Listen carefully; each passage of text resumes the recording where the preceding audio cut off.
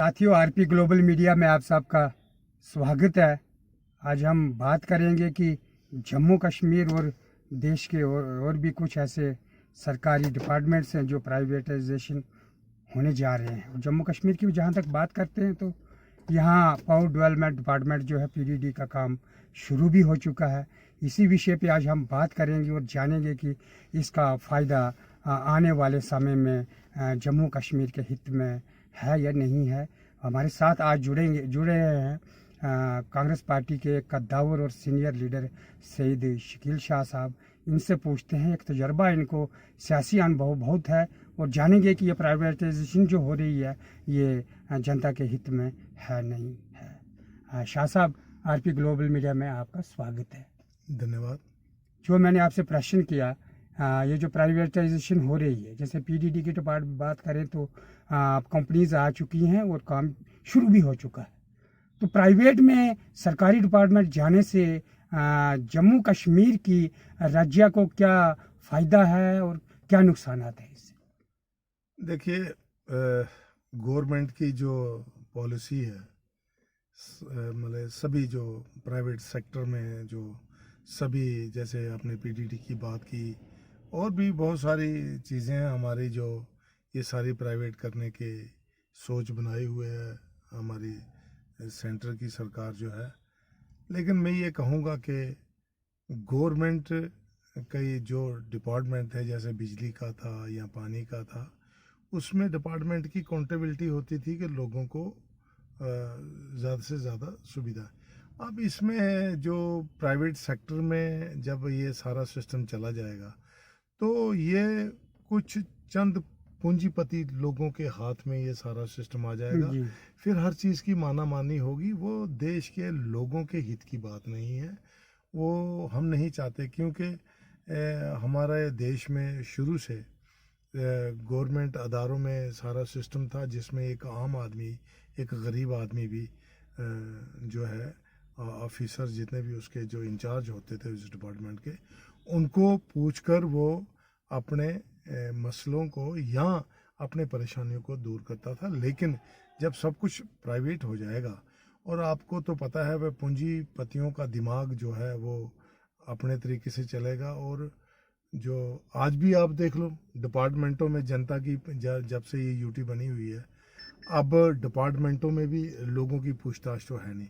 अफसरों का मन करता है, यहाँ तक कि मैंने हालत ये देख ली है कि अफसरों के बाहर जो है वो उनका मन करे तो जनता को मिलते हैं, अदरवाइज वो मिलने की जहमत भी नहीं करते हैं। ये आप तो सारे आप पत्रकार लोग जो हैं सब कुछ देख भी रहे हैं, और देश की जनता को के लिए परेशानी ही परेशानी है। शाह साहब, इससे रोजगार पे क्या असर पड़ सकता है? क्योंकि अमीर हूँ या गरीब की बात करूँ या मध्यम वर्ग की बात करूँ, हर माँ बाप अपने बच्चे को किसी आशा से एजुकेशन देता है कि मेरा लड़का डॉक्टर बने, इंजीनियर बने, क्लर्क बने, टीचर बने।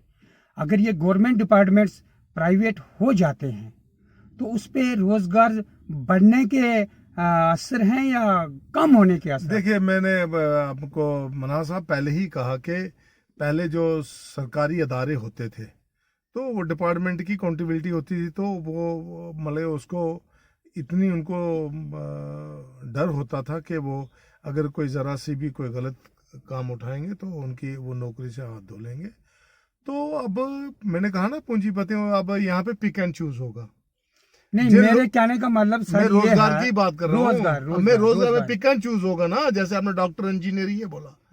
मैं कहता हूँ अभी हर साल में कितने डॉक्टर और कितने इंजीनियर निकलते हैं, फिर वो उनकी मर्जी है कि किसको सिलेक्शन में लेना है, उनको कहाँ से ज़्यादा चढ़ावा चढ़ेगा तो वो लोग आएंगे। पहले ये था कि सरकारी अदारों में ये होता था, कुछ थोड़ी सिफारिश वगैरह तो चलती थी, लेकिन यहाँ पे 100% वैसा ही होगा। जिनके पास पैसा होगा वो काम करेंगे, और जिनके पास नहीं होगा वो बेकारी देखेंगे। ठीक है, धन्यवाद। मैं आपसे एक और सवाल पूछना चाहता हूँ कि जहाँ तक हम लोगों से बात करते हैं या नेताओं से बात करते हैं अलग अलग पार्टियों की, सबका कहना है कि ज़मीनी स्तर पे कोई भी तहमीर व तरक्की के काम नहीं हुए।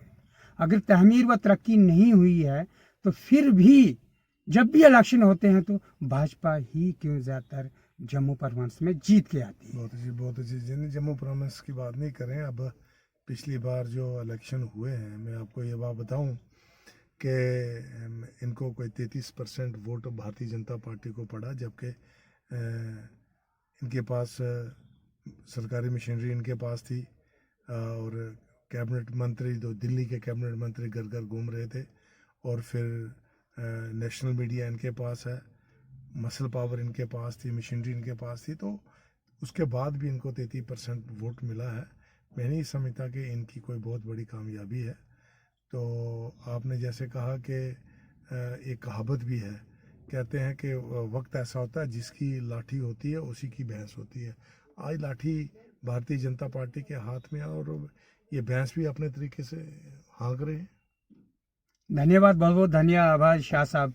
तो ये थे सैयद शकील शाह साहब, कांग्रेस के कद्दावर नेता, और इनका जहाँ तक तजर्बा है, इन्होंने कहा कि प्राइवेटाइजेशन होने से फ़ायदा नहीं है, नुकसान ही जहाँ तक तो जम्मू कश्मीर का होगा।